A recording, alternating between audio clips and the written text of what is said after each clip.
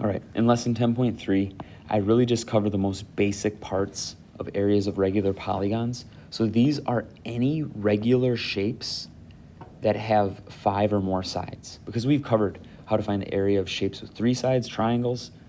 We've found areas of pretty much all the quadrilaterals we can come across. So I'm just going to go with, in this lesson, just areas of regular polygons, and most of these are going to be set up pretty nicely for us. So the area of a regular polygon is related to the distance from the center to a side. So if we focus on the red segment in that diagram to the right, this distance from a center to a side is called an apothem. Apothem. And I've probably been pronouncing that wrong for 8 years, but I looked it up recently. It's apothem. So the other part of this, and this part is a little less important, but you can circumscribe, meaning you can draw, and I'll draw a circle, a really bad one, but if you circumscribe a circle around a shape, it's a circle drawn around a shape where that circle passes and hits each vertex of that polygon. So the radius is the distance from the center to a vertex. The apothem is the distance from the center to a side. We won't deal with the radius very much in this lesson. I just want to do a basic area formula and just move on from there. So in this diagram, the point in the center is the center. The blue segment on the outside, we know that that is a side. And that's really all you need to know for finding the area. And I'll break that down later on. So in example 1, this is just explaining how you find some of the angle measures in a regular polygon. So the measure of angle 1 is this measure right here. So angle 1, and I'm going to mark these with green, all 5 of these angles are the same measure. If I add together all 5 of these angle measures, it will be 360. So to find each one, I take 360 divided by 5. So 360 divided by 5 is 72 degrees. Okay, 72 degrees. Now if you look at angle 2, it's the angle made by a radius and the apothem. So I would take the measure 72 and divide it by 2. So that measure is 36 degrees. And then if you look at it, the apothem and this radius create a right triangle with the side being the third side of the polygon being the third side. So to find that angle measure 3, I would just take 90 minus 36, and that would be 54 degrees.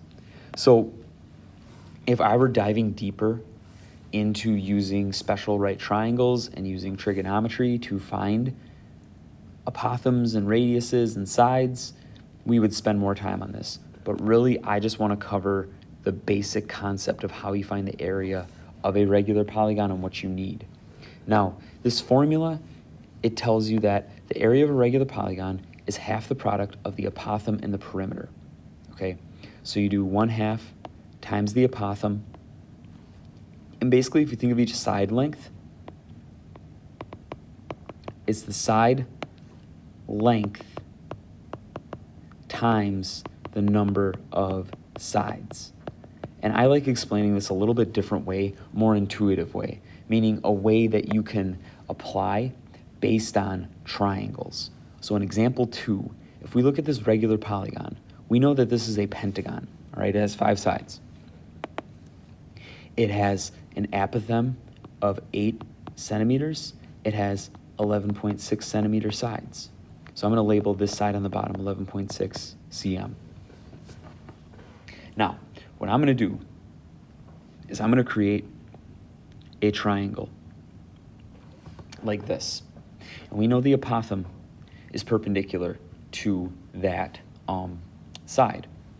So the area of that triangle I just created from the lesson 10.1 is 1/2 times the base, 11.6, times the height of 8. So 0.5 or 1/2 times 11.6 times 8. So the area of that triangle, that single triangle, is 46.4 square centimeters. And I know probably doesn't seem like that makes a whole lot of sense why I'm finding the area of a random triangle. But if we look closely at this is a regular polygon, meaning this triangle I created with the yellow, this third triangle I created, there's 5 triangles. All 5 of these triangles have the same area. So the way I would find the area of this pentagon is I would take the area of each triangle and multiply it by the number of sides, because that's the number of congruent triangles this creates. So 46.4 times 5 would be 232 square centimeters. Now, like I said, there's some problems in this lesson that do cover using special right triangles, using some other things to find the apothem, the radius, the side. We are just going to focus on this part right here. So the reason being is that I know a lot of you struggled with special right triangles.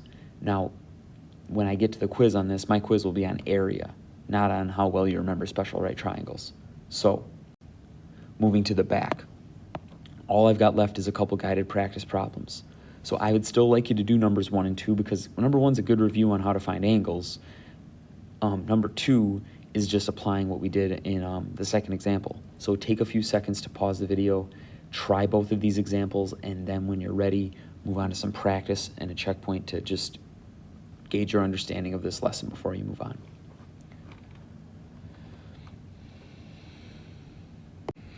Okay, so number 1, it's an octagon. It has 8 sides, creates 8 congruent angles. So I do 360 divided by 8 to get 45. Angle 2 is half of angle 1, so 45 divided by 2 is 22.5. Angle 3 is created by this right triangle. 90 minus 22.5 is 67.5 degrees. Forgot the degree symbol. Number 2, if I create a triangle where the apothem is the height, or the apothem is the height, and the side length is 8, that's the base of that triangle. 1/2 times 8 times 12.3 is 49.2. A decagon, that one's probably one you don't remember. That's okay. A decagon has 10 sides. The way I remember that is a decade has 10 years, decagon has 10 sides. So 49.2 times 10, 492 square inches. So you should be ready for some practice. Just be aware, the practice has a few problems that require special right triangles. I am not going to put that on you for this lesson. We will get into some trigonometry review later in this chapter. Don't worry about that yet, though.